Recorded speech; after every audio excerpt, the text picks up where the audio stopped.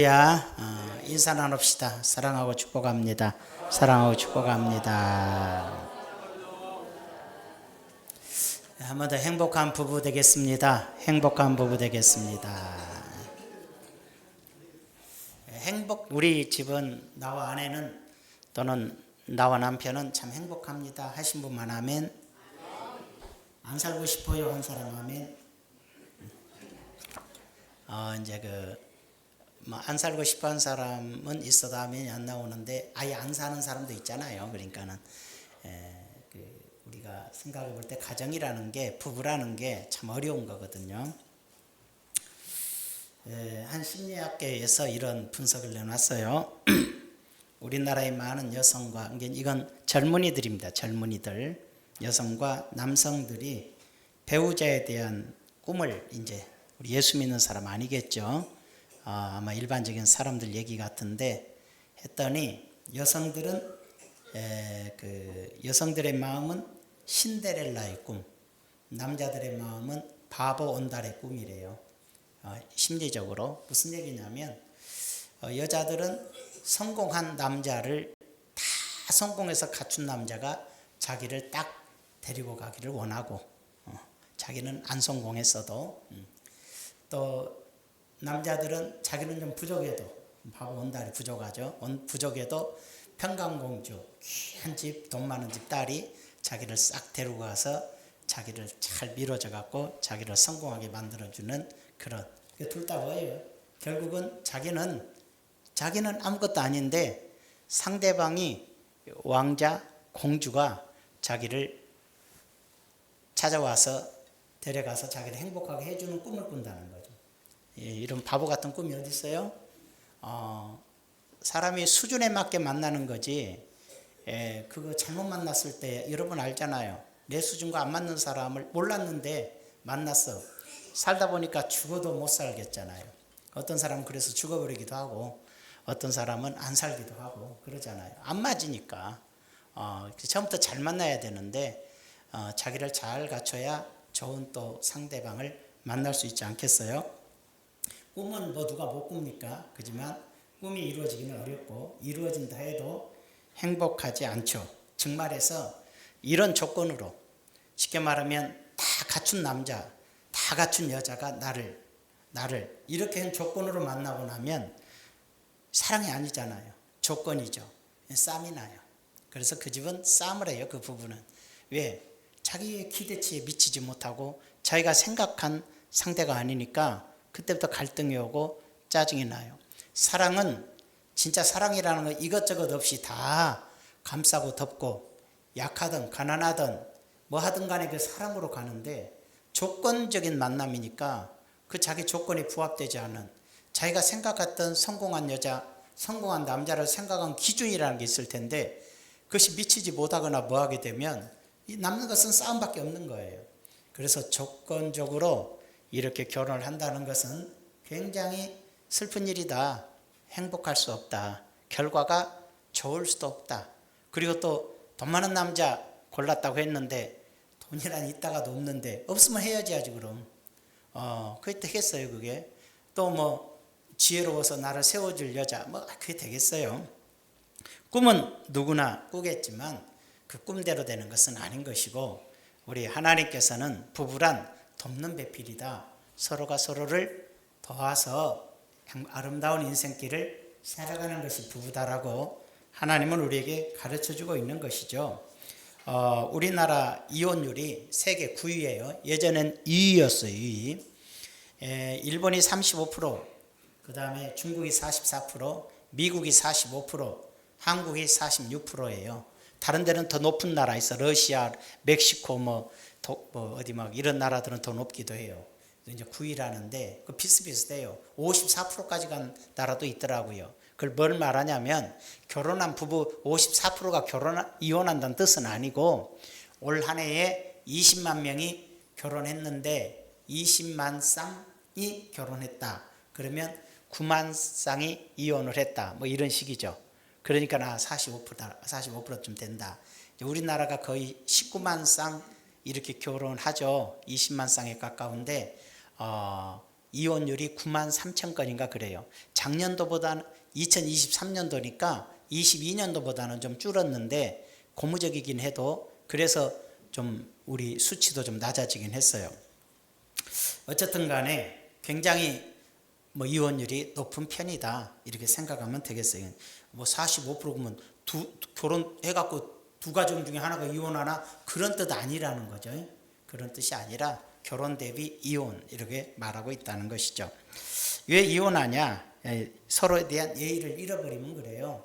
쉽게 말하면 아내와 남편이 서로 연애 시절에는 서로 막 얼마나 예절 있게 행동해요. 그리고 막 잘 보이려고도 그러고 서로 신경도 쓰고 여자는 이쁘게 꾸미고 옷도 이쁘게 입고 화장도 하고 남자는 또 막 멋있게 꾸미고 막 열심히 벌어서 막 탁 쓰기도 하고 이렇게 하는데 결혼 딱 하니까 남자가 들어오면서 일도 안 해. 여자는 이제 화장도 안 해. 몸빼 입고 돌아다니며 버려요. 그러니까는 서로 이제 실망을 하는 거죠. 뭐야 이게 이제 내 사람 됐으니까 서로 이런 마음은 아주 곤란하다는 거죠. 처음부터 끝까지 서로에 대한 예의와 질서를 잘 지켜주기를 원하는 거죠. 절대로 아무렇게나 사는 것 아니다. 이렇게 가르쳐주고 있어요. 이제 우리는 딱 성경에 보면 우리 첫 번째로 한번 보죠. 아내는 남편에게 복종해야 됩니다. 이것부터 한번 지적하고 갑시다. 이 말 여자들이 제일 싫어하는 거죠. 그죠? 성질이 팍 올라고 설교 듣다가도 성질이 팍 올라. 뭐야 아내들이 자기 남편에게 복종하기를 죽게 하더라.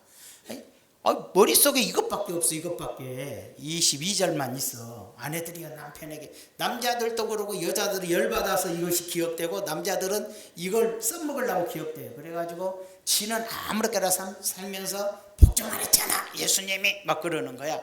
하나님께서 복종하랬잖아 막 그러는 거예요.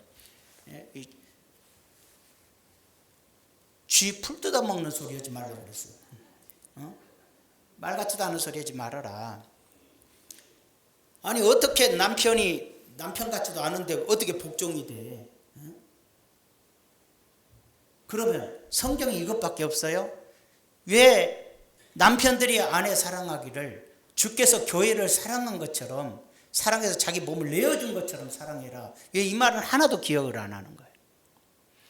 예수님이 십자가에 달려 죽으셔서 교회를 세우셨듯이 남편들은 아내를 위해서라면 자기 생명을 내줘라 이 말이에요.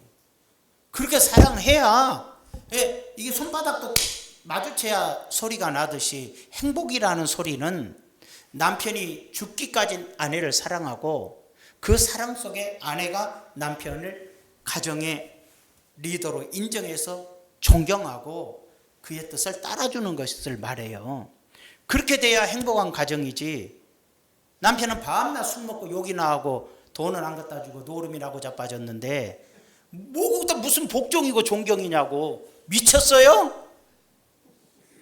미쳤냐고. 그렇게 하실래? 내가 여자라면 하루도 안 살아 나는.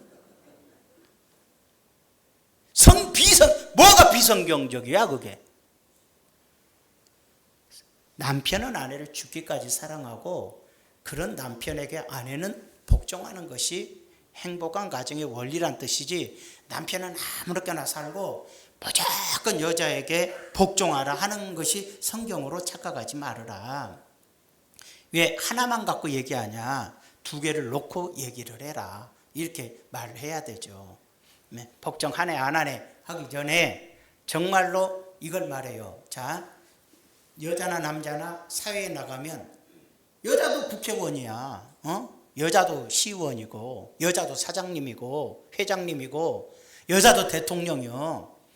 남녀 차이가 없어요. 그리고 원래가 동등해요. 인간은 남녀가 동등해. 남편과 아내 일대를 말하는 거지 세상 모든 여자가 세상 남자들에게 복종하라 그 뜻이 아니잖아요. 동일해요. 동등한 존재라고. 다만 결혼을 하게 됐을 때 질서라는 게 필요해요. 질서. 가정의 질서가 필요해요. 가정의 질서가 필요하니까 남자를 가정의 책임자로 세우는 거예요. 자, 저와 여러분이 밖에 나가 모르는 사람일 때 저하고 여러분과 무슨 상관이요? 똑같은 인간이지. 같은 교회를 다니다 보니까 교회에 누군가 책임자가 있어야 될 거 아니에요. 그래서 책임을 할 수 있는 사람을 교육시키고 공부해서 그런 사람으로 인해서 목사를 세워놓고 교회를 책임지게 하는 거예요. 그러나 같은 인간이고 동등한 사람이에요. 다만 책임자예요. 그랬더니 이 책임자가 책임을 다할 때 성도들은 그 사람을 존경해주고 그 책임을 인정해주고 이해가 되죠? 그 전체적인 교회를 위해서 순종하여 따라주는 것을 말해요. 그런 과정에서의 질서라는 거죠. 그러니까 교회가 그렇듯이 가정이 형성이 되면 남편과 아내, 자식이 생기겠지만 그 책임자가 남편으로 세워놓는 거예요. 하나님이 처음부터. 그러면 남편은 책임자로서 서는 거고 아내는 그 책임자를 협조하고 돕고 이렇게 따라주는 과정이지, 남자가 여자보다 우월하다든지 뭐 그런 거 아니에요. 하도 오랜 세월을 수천 년간 무슨 남편들이 뭐 아주 위에 있고 아내들은 뭐 조선시대부터 노예 같은 생활을 역사적으로 해오다 보니까 남자들이 계속 자기가 무슨 왕이나 된 줄 알고 함부로 살고 큰 소리 치고 살다 보니까 안타깝게도 다는 아니고 대다수의 남자들이 발전이 안 돼요. 죄송해요. 먹고 처먹고 노는 것만 발전이 돼요. 여자들은 공부하고, 왜? 이렇게 자꾸 그 압제된 상황이니까 공부하고 노력해서 성장을 해서 시간이 지나고 나니까 여성들의 사회적 위치나 똑똑함이 요즘 더 승해요. 학교에서도 여자애들이 더 공부 잘해요 요즘. 남자들은 맨날 게임이나 하고 술집이나 가서 숨어서 담배나 피고 쳐다빠져 있는 거고, 애들도 여자들은 열심히 공부하고서 발전이 되는 거거든. 요즘 사회적으로 가면 갈수록요 그래요. 어지간하면 이제 우리 교단에도 남자 목사보다 여자 목사가 더 많아지게 생겼어요. 왜? 하나님이 남자 안 써. 쓸 데가 없어. 이것들이 쓸 데가 없어. 세워놓으니까 개판이야. 여성 목사들이 더 많이 나와. 여성 목사도 훌륭한 목사들 많잖아요. 사랑으로 이렇게 잘. 여러분 가끔 가다 보면 이제 이렇게 하니까 지금 여자들은 신나고 남자들은 내가 오늘따라 안 나오고 싶더라 막 또 그러면서 그러는데, 들어야 사는 거예요. 믿음은 들으면서 나고 산다고. 그런 게 그런 면을 잘 알아야 돼. 이런 질서적 차원을 이해를 해라. 아내는 남편에게 복종하라. 물론 이 복종이란 뭐죠? 기준이 있다는 거죠. 무조건이라고는 안 했잖아요. 그 뒤로 가보면 답이 나오는 거죠. 남편이 가정의 책임자로서 책임을 다하고 생활에 대한 책임, 아내, 자녀에 대한 책임, 그리고 자신이 리더자로서의 자세를 확실히 가지라는 거고, 아내들은 그런 남편에게 책임권을 넘겨주고 예절을 지키고 존경하고 따라주라는 거죠. 둘이 남남이면 그런 게 없잖아요. 가정을 이뤘을 때는 그래라는 것이죠. 제가 부족하지만 지역 총회장이 되니까 임원들이 저를 찾아왔어요. 서류를 이만큼 가지고 왔어요. 뭔 소리야? 깜짝 놀랐더니 회계 장부, 재무장부, 원장무, 총무, 보고 이런 것들을 가지고 왔어요. 전년도 거, 올해 새로 할 거. 복잡하더만. 이게 장부가요 한 개가 아니에요. 똑같은 회계인데 회계 하나, 두 번째, 세 번째. 그래서 세 개의 장부가 움직여요. 무슨 잘못된 장부가 아니라 한 가지의 사건이 세 개의 방송에서 기록이 돼가요. 그래서 나중에 그걸 딱 맞춰봤을 때 전혀 틀리지 않아야 돼요. 그러니까 얼마나 복잡하고 한 개 기록에도 힘들어 죽겠는데 이 방향이 다르게 세 개를 기록하는, 그걸 다 또 나 애썼어, 나 수고했어 자랑하려고 그러는 것이 아니라 책임자에게, 그동안은 아무것도 아니었어. 근데 이제 책임자가 됐으니까, 한 단체의 책임자가 됐으니까 책임자로서의 보고를 하고 사인을 받는 거예요. 다 그렇게 해오고 앞으로 헤어질과 해온 것들을 다 사인을 받고 또 보관을 하고 이렇게 해요. 왜냐하면은 1년이 됐든 2년이 됐든 간에 책임자가 됐을 때는 책임자에 대한 예절을 갖추는 거예요. 이게 부부는 평생이야. 그러니까는 남자가 책임자가 됐으면 가정에 책임을 짓는 사람으로 하나님이 세워놨으니까 아내는 모든 것에 대해서 남편을 복종한다는 뜻은 존경하고 따라준다는 뜻이에요. 근데 그 뭐죠? 책임자로서의 자세를 가졌을 때예요. 책임자로서의 자세와 의무를 다 하는 사람이어야 돼요. 즉 말해서 아내를 사랑하고 가정을 지키고 책임을 지고 사랑하는 진정한 사람, 보호자로서의 역할을 충분히 할 때 얘기예요. 그런 거 하나도 안 하고 나쁜 짓 하고 혹은 바람을 피거나 못된 짓 하거나 폭력을 쓰거나 말을 욕하거나 때리거나 이러면 뭔 복종요. 잘 때 죽여야지, 그죠? 죽이면 감옥 가니까 죽이지는 말고 잘 때 욕을 처리해놔야지. 그리고 죽을까 말까 만에 수건으로 덮어가고 죽으려고 하면 열어주고 죽으려고. 이제 그 정도로 혼을 좀 내놔야 되겠지. 절지 마세요. 제가 하도 절아서 성질 났더니 자기한테 그랬다고 삐져서 안 나온 사람도 있는데 철딱서니가 하나도 없는 거예요. 그게 도대체 사람들이 그걸 갖고 되겠어요? 그런 수준으로 사는 거 아니지, 인간이라는 것은. 얘 속이 커야 돼. 남자하고 여자하고 간에 마음이 커야 돼. 자, 가슴 치지 말고 마음을 키웁시다. 시작. 마음을 키웁시다. 마음이 좀 넓어야지. 이해할 줄도 알고 상대방의 좀 입장도 헤아릴 줄도 알아야지. 수준에서 생각하고 애도 아니고 말이지. 이게 왜 결혼이 중요하냐? 결혼이 중요한 게 있어요. 50살이 돼도 결혼 안 한 사람은 철이 안 들어요. 남자고 여자고. 근데 결혼해서도 철이 안 든 건 더 문제야.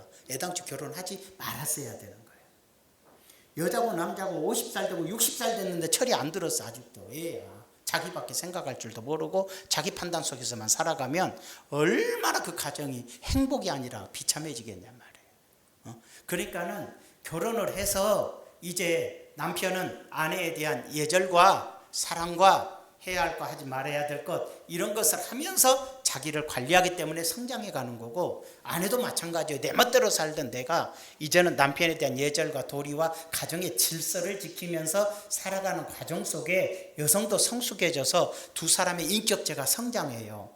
그래서 사회에서 능히 이 험난한 세상을 대체하고 갈 수 있는 인격과 성숙함으로 살아가게 되게 돼 있거든요. 그것이 바로 결혼이 굉장히 중요하고 하나님이 결혼해서 살아라는 이유가 거기에 있어요.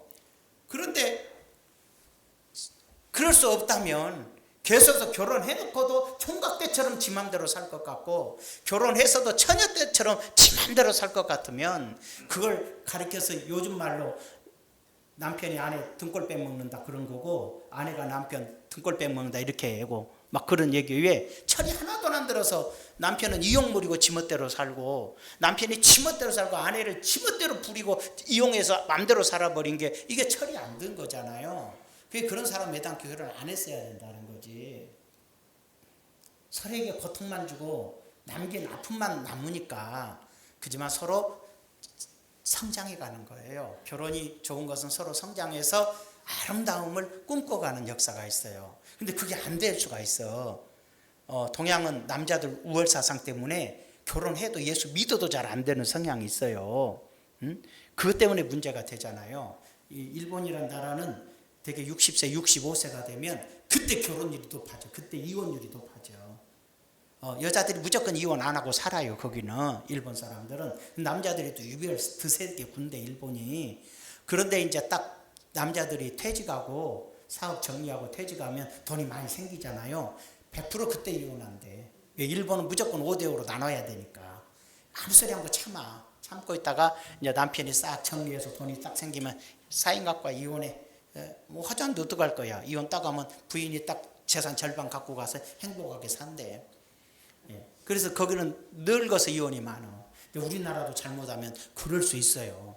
아직까지 우리나라 법이 남자 보호법이 좀 센 것 같은데, 그러나 이제 우리나라도 그래. 조심해요. 나이 먹은 사람들 조심해요. 언제 여러분들 차라리 돈이 없으면 다행이요. 헤어져봤자 나눌 것도 없으니까 에이 인간 그냥 살아야지. 그럴지 모르지만 뭐 좀 갖고 있으면 갈라서 되는 수가 있으니까 서로 어떻게 하라? 아내들은 가정의 질서에 따라 남편에게 이렇게 존경하고 가정의 질서를 지키고, 복종이란 단어보다도 남편의 책임성을 인정하는 자세를 말해요. 두 번째는 뭐라고 그랬어요? 남편은 아내를 사랑해야 된다. 바로 그거죠. 남편들 아내 사랑하기를 그리스도께서 교회를 사랑하시고 교회를 위하여 자신을 주신 같이 하라. 자기 생명을 내어주기까지 사랑해라. 자기 생명을. 부인이 죽으려고 그러면 자기가 부인을 안고 자기가 차에 치여 죽을지언정 그런 자세를 가져라. 어떤 나쁜 인간은 죽으려니까 부인 밀고 지 살아. 한 번만 그런 행동 나오면 독약을 먹이는 게 나아. 어찌 그런 인간 헤어져야지. 어떻게 실망해서 살겠어요. 부인을 이용해서 자기 살고 그렇게 생각한다면 심각하잖아요. 남편들은 자기 생명을 아내를 위해서 내줄 수 있는 사랑해야 돼. 쉽지는 않겠지만 그런 마음과 자세로서 꼭 진짜 목숨이 아니라 최선을 다해서 가정을 지켜가는 남자의 모습을 필요로 한다는 것을 알 수가 있어요. 어떤 사람들은 막 남편이 집에서도 막 그러고 그래야. 어떤 죄송해요. 우리끼리도 아니네. 저는 유명한 사람이 아니어서 주가 제 유튜브 외부에서 본 사람은 10명도 안 돼. 그러니까는 우리가 한번 생각해 보면 그래 들어도 돼. 또 저를 알고 좋아하는 사람만 보니까 이거는 뭐 이해하겠지. 정말 웃기는 일도 많잖아요. 뭐냐 그 말 하다 보니까 말할 말을 잊어버렸네. 아주 정말 이 남편들 아내 사랑하기를 그리스도 교회를 위하여 자신을 주신 같이 하라 그랬는데 이 자기는 부인 안 사랑하고 부인에게만 이렇게 복종하라 막 이것은 조선시대 때 잘못된 귀신 섬기던 사상을 기독교가 그대로 받아들여서 자꾸 그걸 못 벗어나고 있는 건데 절대 그렇잖아요. 저는 이렇게 말하고 싶어요. 우선 남편들이야 자기 생명을 다해 아내를 위하여 사랑하라. 그리고 아내가 너를 존경하고 따르고 너희를 가정의 리더로 지도자로 인정할 수 있도록 만들어라. 그렇게 되는 거예요. 그런 자세를 가져야죠. 과거에 우리나라 그 할머니들은 교회에서도 나이가 많으신 분들은 목사님이 목에다 힘 딱 주고 30살 먹은 목사가 왼손을 허리에 탁 하고 안 나온 배도 쭉 내밀고 할렐루야. 그럼 막 우리 목사님 의젓하시다고 막 할머니들이 그렇게 좋아해요. 정신 차려요. 그게 권위가 아니요. 우리 목사님 권위가 있어. 목에 힘 주면 권위인가? 따라서요. 권위는 실력이다. 교수가 실력 없으면 교수 이름으로 권위가 있는 게 아니에요. 그의 지식과 지성이 자기 전문 분야의 최고의 실력을 가질 때 그 사람의 권위가 있는 거고, 목사님이면 성경에 대한 지식 그잖아요. 하나님에 대한 성령에 대한 능력 또 여러 가지의 인격적 갖춤이 있을 때 그분에게 권위가 있는 거지. 우리 목사님 권위 있어 봐선 실력 있어.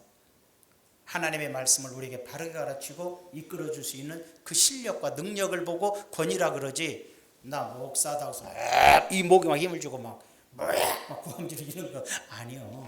그 노인들이나 그런 걸 좋아했는지 모르지만 머릿속을 비워 좀 할머니들이라도 생각을 좀 바꿔야지. 이제는 젊은 목사님들 오고 뭐 해도 정말 하나님 말씀 잘 전하면 우리의 지도자구나, 우리의 교회의 책임자구나 이렇게 하지. 자기가 나이 70살 먹었다고 40살 먹은 목사가 와서 목회하니까 젊은 것이 싸가지 없이 요렇게 하고 있으면 그건 진짜로 가정에서 부부가 서로를 무시하듯이 하면 그 가정이 파괴되듯이 교회도 그러는 거예요.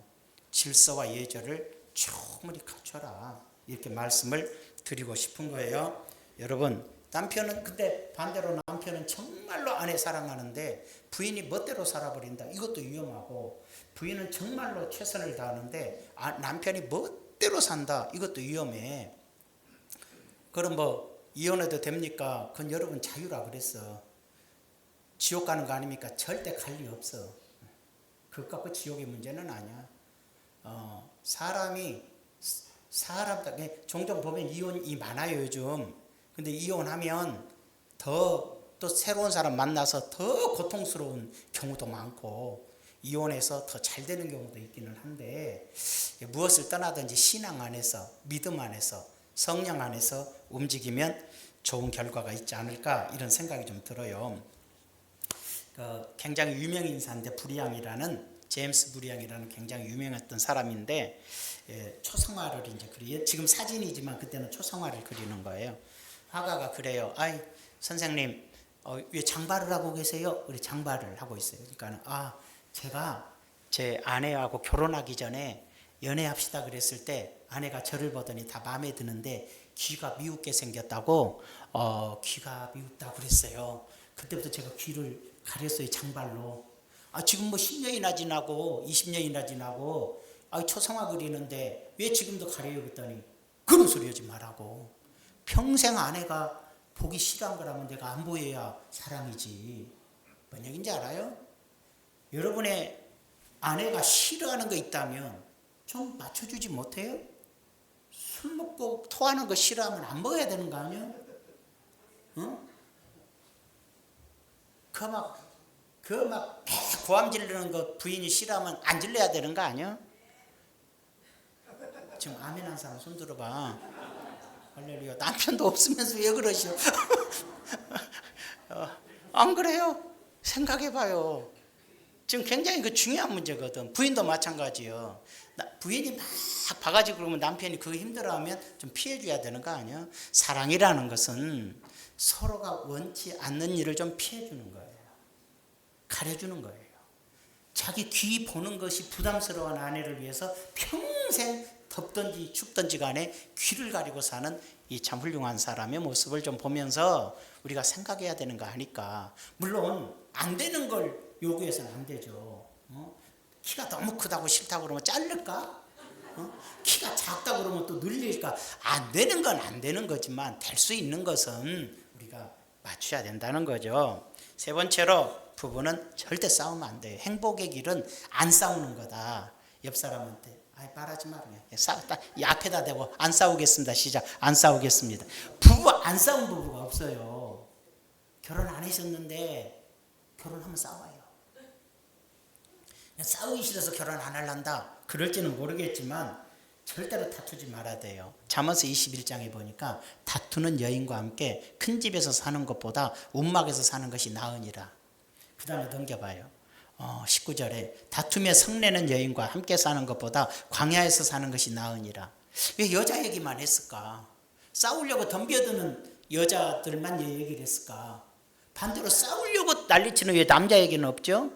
이 성경을 다 하나님이 그 당시만 해도 여성이 쓰는 성경이 없어요. 다 남성을 통해서 감동하여 쓰셨기 때문에 이렇게 나왔다고 생각이 드는데, 하나님의 감동을 남자도 자기 기질을 통해서 쓰니까 자기 유기적, 자기의 기능과 능력을 통해 쓰거든요. 성령의 역사를 해도. 그렇기 때문에 여인을 표현했지만 반대로 똑같이 생각하세요. 다투며 썩내는 남편과 함께 살려면 광야에서 하는 것이 낫다. 이 말 똑같은 거예요. 하나를 하는 그 뒤로 생각을 하는 거죠. 다투고 싸우려고 덤벼드는 남편과 살 바에는 움막에서 혼자 사는 게 낫다. 구중궁궐에서 사는 것보다 움막에 사는 게 낫다. 제가 어떤 집사님과 얘기하니까 이런 얘기를 해요. 오늘 또 집에 들어가기가 싫어요. 왜요? 그랬더니 들어가기가 무서워요. 이래갖고 어떻게 살아? 내가 그 집 사정 잘 모르겠는데 그래갖고 어떻게 살아? 집에 들어가기 싫으면. 집에서 부인이 막 고함 지르고 싸우고 막 나쁘고 그러면요, 남편은 뭐 독해서 들어온다고 생각하지만 들어가기 싫어요. 부인들이 잘 이해하세요. 잔소리하면요 영원히 안 들어올 수가 있어. 마찬가지요. 남편이 밖에 나갔다 집에만 들어오면 막 창문이고 뭐고 방바닥에 뒤지면서 이게 뭐냐, 집구석에서 뭐하냐 이러기 시작하면 부인이 집에 안 들어가고 싶어요. 먼지가 있으면 야 푸석푸석은 좋다 그래야지. 넘어져도 안 다치겠다 야 뭐 좋게 표현하면 부인이 미안해서라도 나중에 좋게 하겠네. 뭐 말을 해도 좀 부드럽게 좀 해서 그래야 서로 행복해지고 한 단계 건너뛰어서 해야지 직선적으로 해버리면은 좀 문제가 되지 않겠어요? 목사님도 안 그런 것 같더만 저도 노력 중이에요. 예. 요즘 얼마나 부드러워졌는데 10번 성질 낼까 한 번밖에 안 내고 이제 요즘은 낼 힘도 없어요. 아내가 더 많이 내는 것 같아. 자, 절대 다투지 말아라. 넷째로 서로 기쁘게 해주기 위해서 노력해라. 이 잘 아는 오헬리의 단편 소설집 있잖아요. 어떤 부부가 있었어요. 그런데 가난했어요. 옛날이니까. 근데 성탄절이 왔어요. 예수 잘 믿어요. 서로를 기쁘게 해주고 싶은데 돈이 없어요. 남편이 일하러 나갔다 들어오면서 부인을 뭘 성탄절 선물을 하고 싶은데 부인 머리가 길어요. 긴 머리에다 예쁘게 핀을 꽂으면 좋겠다 해서 그걸 살라고 했더니 돈이 없어. 그래서 차고 있던 시계를 팔아가지고 예쁜 머리핀을 샀어요. 기뻐갖고 오는데 부인도 또 나갔어요. 성탄절이니까 남편에게 뭔 선물을 해야 되겠는데 남편의 시계줄이 다 낡아갖고 덜렁덜렁한 걸 봤어요. 그래서 좋은 시계줄을 하나 사드려야겠다. 근데 살 돈이 없어서 머리카락을 잘라갖고 시계줄을 샀잖아요. 옛날에 머리카락 돈 되니까 머리칼이. 집에 둘이 왔어요. 선물을 딱 내놨어. 고마워하고 딱 열어보니까 하나는 시계 팔아버렸는데 시계줄, 하나는 머리 잘라버렸는데 머리핀이야. 그러니까는 바보가 요즘 남자들 그래요. 전화나 해고 그러지만 그럴 수 있네. 부인들은 이 인간이 이런 하네. 그렇게 하는 게 아니지. 둘이는 손잡고 울었어요. 고맙다고. 사랑이란 그런 거예요. 가난 속에서도 어려움 속에서도 상대방의 나를 향한 마음을 헤아리는 게 사랑이고 그걸 느낄 때 행복한 거지. 가방 사주면 막 가방과 엉덩이를 동시에 흔들면서 행복하다. 이런 걸 행복이라고 생각했건 절대 안 되죠. 운전대 잡고 이번 부인이 자기가 팡 털어서 나에게 램보르기니 사줬다고 하면서 깽하다 사고나 죽고 이런 게 행복이 아니라는 거죠. 돈으로 계산합니까? 상대방에 전해진 마음이 있는 거죠. 상대방 사랑한다고 하면서 성질냅니까? 사랑한다고 하면서 성질내는 건 난 사랑 아니라고 생각해요. 야, 잘 됐어. 이제부터 화내는 걸 버리셔. 평생 싸우지 않는 부부도 있어요. 한번 생각하고 말을 하셔야 돼. 그러면 행복해질 수 있어요. 마지막으로 인생 목표가 같아야 돼. 자, 평상시에도 그래요. 평상시에도 목표가 같아야 돼요. 신앙생활도 같이 해야 행복한데 하나는 불교, 하나는 기독교면 그 집이 행복하겠습니까? 어느 날 부처님 오신 날이라고 절간에 가고 이러면 또 싸우고 그걸 이해하고 넘어가서 나는 마음이 넘네 하자니 내 신앙이 잘못된 것 같고 여러 가지 안 좋거든요. 또 삶의 목표도 그래요. 삶의 목표도 아내가 이런 목표를 가지고 오늘 집에 가서들 한번 맞춰봐요. 당신의 삶의 목표는 뭐냐고 한번 물어봐요. 아내에게 또는 남편에게. 둘이 맞다면 이건 좋은 거예요. 근데 둘이 삶의 목표가 다르면 곤란하잖아요. 남편은 신앙심이 좋아서 아이고 오늘 또 교회 가서 풀 뽑아야 돼. 풀이 너무 많이 자랐더만 아이고 내가 오늘 일이 일찍 끝났으니까 한 3시간 시간 있으니까 우리 교회 땅이 큰 땅도 아니고 한 1시간만 내가 빙빙 잡아더라도 꼴 보기 싫은 풀 다 뽑겠네. 그리고 내가 좀 닦게 오니까 부인이 고함을 질러. 일찍 왔으면 청소를 해야 될 거 아니냐는 거예요. 그리고 일찍 왔으면 내 머리 흰머리라도 뽑지 왜 교회 풀을 뽑냐는 거야. 이렇게 돼갖고는 뭐가 되겠냐고. 앞으로 그래야 돼? 그럼 같이 가서. 당신이 1시간 할 거 나하고 둘이 같이 하면 30분이면 되겠네. 이제 그런 사람도 있고 어떤 사람은 그래요. 아니 장로님들은 풀도 안 뽑고 뭐 하냐 또 그런 사람도 있대. 고가전 사람도 은혜로고 목사님은 뭐 한대 그러면 이제 꼴보기 싫은 거지. 저 매일 뽑아. 풀이 나보다 빨리 자라더만. 응? 오직하면 내가 우리 아들 보러 금요일 날 와라. 토요일 날 넣어오나 풀 좀 뽑자. 그랬더니 또 전도사님이 또 청년 수련회 가야 된다. 굴고 가고 또 못 뽑아. 이제 봐야지. 전도사님이 그랬어. 오늘 청년들 학생들 데리고 뽑을게요 그러더라고. 오늘 잘 뽑으시니. 근데 이제 꽃나무 다 뽑아본 수가 있어 또. 애들이 풀인지 뭔지를 몰라 또. 참 안타깝긴 하지만 어쨌든 그 참 좋은 거예요. 인생의 생각과 목표가 같다는 거. 스위스에 라브리라는 공동체가 있어요. 이 라브리 공동체가 프란시스 셰퍼예요. 유명한 사람이에요. 사실은 세계적인 기독교에 영향을 크게 끼친 사람인데 자기 부인이 이제 에디스 셰퍼인데 둘이 어떻게 만나냐면 그 대학을 다니면서 동아리에 들어갔는데 다들 하나님 없다고 난리를 치는 거야. 근데 딱 이 두 사람만 하나님 있다고 둘이 난리를 치면서 무신론 그룹과 유신론 그룹인데 둘만 하나님 계시다. 우선 하나님 계시다는 것을 둘이 마음에 든 거예요. 이제 인물이고 뭐이고 따질 것도 없어. 하나님 둘만 하나님이 살아계시다고 믿는 거예요. 그 많은 학생들 중에. 그래서 둘이 대화를 했어요. 그랬더니 마음과 뜻이 같아. 우리는 정말 하나님의 사랑으로 살고 싶고 하나님의 사랑의 공동체를 좀 해보고 싶다. 뜻이 맞아가지고 스위스에 라브리를 세우는 거예요. 라브리 공동체를. 어느 누구나 와서 사랑을 받고 사랑을 주고 서로 믿고 신뢰하는 사회를 이룬데 지금도 있어요. 돌아가셨는지 몰라도 라브리는 있어요. 우리나라에 태백에 예수원이 있어요. 오직 신앙 공동체. 근데 예전에는 20년 전만 해도 라브리 또는 예수 공동체, 예수원 이런 데 굉장히 관심이 많았는데 지금은 목회자들도 지금은 성도님들도 아무도 그런 그 생각이 없어요. 왜 그런지 아세요?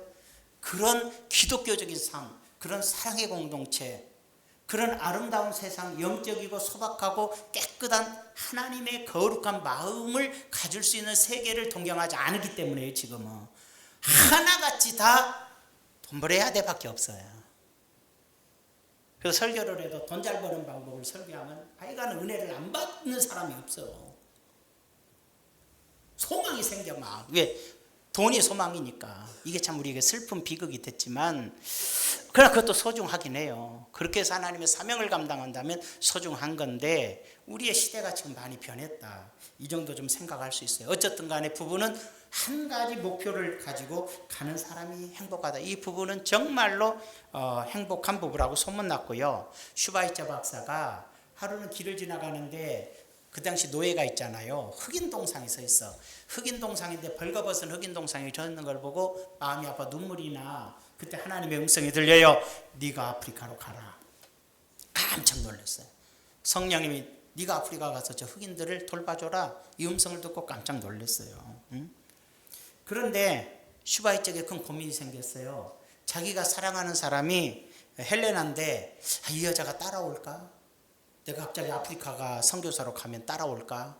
신학을 하고 의사거든요. 의학을 했거든요. 따라올까? 생각을 했는데 그래도 말은 해봐야지. 그리고 자기가 이제 결혼은 아직 안 했지만 사랑하는 여자에게 내가 하나님께서 이런 꿈을 주셨다.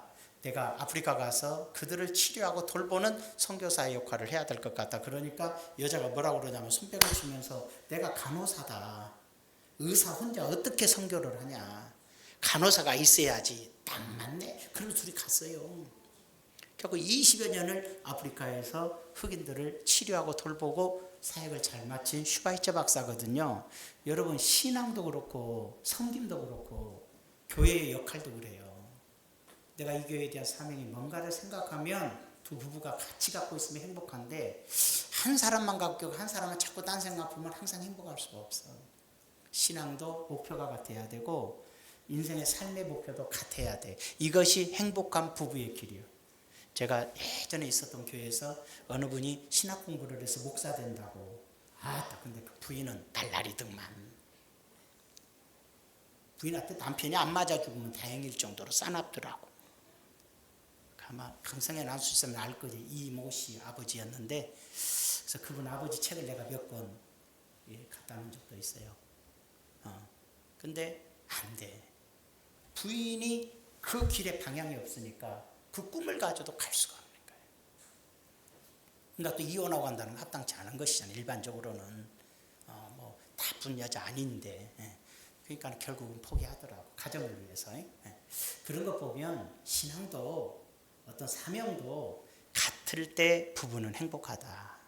예수 믿는 것도 둘이 믿을 때 행복하지.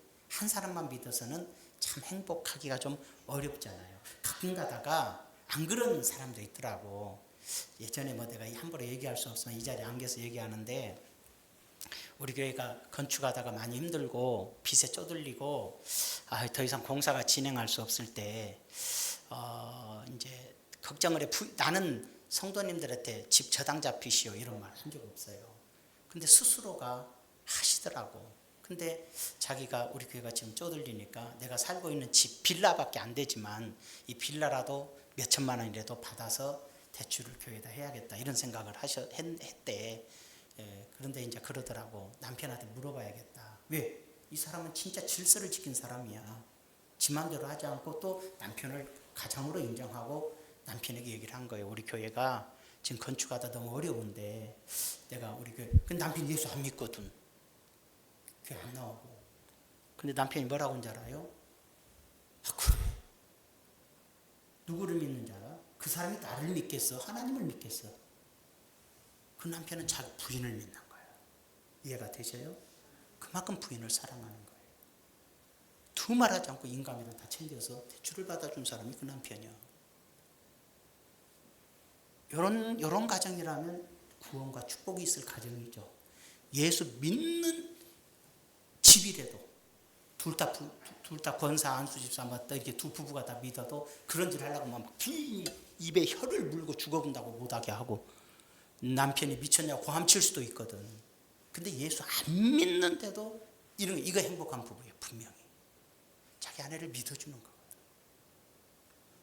알게 모르게 방향성이 아직은 교회 안 나오고 있어도 같은 모습을 보이고 같이 예배당에 앉아 있어도 방향성이 다르기도 하다는 점이에요.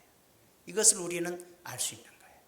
여러분 억지로 하지 않아도 할 필요도 없는 거지만 사랑하는 마음과 신뢰하는 마음이 결합해서 그렇게 하는 거죠. 그런 소중한 마음들도 있더라는 거죠. 행복한 부부의 비결은 다른 데 있는 게 아니에요. 바로 사명과 목표가 같은 때 그 진정 행복한 부부로서의 삶을 살 수 있다는 거예요. 여러분들의 가정은 어떻습니까? 뭐 대출 받으라는 뜻 절대 아니에요. 옛날에 그랬다는 거지. 지금은 걱정할 거 없어. 교회 뭐 어떻게 되면 팔아서 내가 여러분 다 줄 생각이니까 그럴 걱정도 없어. 이제는 받을 생각만 하면 되는데 부흥하면 절대 못 받아. 그러니까 전도 절대 하지 마 봐. 악착같이 하지 마. 망하게 만들어. 천국 가서 벌을 받든지. 절대로 우리 오늘도 기도 부흥 자리 얘기했는데 전도 안 하면서 무슨 자리가 채워지길 원하냐고.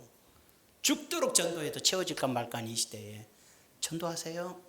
부흥하기 원하면 전도하세요. 망하기 원하면 자꾸 상처 줘서 쫓아내세요. 그러면 되는 거예요. 간단한 원리요. 쫓아내면 망하는 거고 전도하면 부흥하는 거예요. 그 간단한 원리다. 이 생각 가지고 승리하시기를 부탁을 드립니다. 오늘은 다른 뜻보다도 열심히 행복한 가정을 이룹시다. 행복한 부부가 됩시다. 기도합시다. 아버지 하나님, 삶의 목표와 뜻을 같이 할 수 있다면 남편이 아내를 믿을 수 있고 아내가 남편에 대한 질서를 지킬 수만 있다면 그것은 서로 사랑하고 서로 존경하고 서로 신뢰할 수 있는 부부이기 때문에 그 부부가 행복할 뿐만 아니라 자녀들도 행복하고 잘 되는 가정이 된다는 사실을 압니다. 이러한 은혜를 온 성도들에게 다 내려주시고 축복된 가정, 행복한 부부가 되도록 은혜를 허락해 주시옵소서. 노력하지 않고서는 이룰 수 없으니 자기를 쳐서 복종시켜 노력하는 훌륭한 교회의 일꾼들이 되게 하여 주시옵소서. 예수님의 이름으로 기도드리옵나이다. 아멘.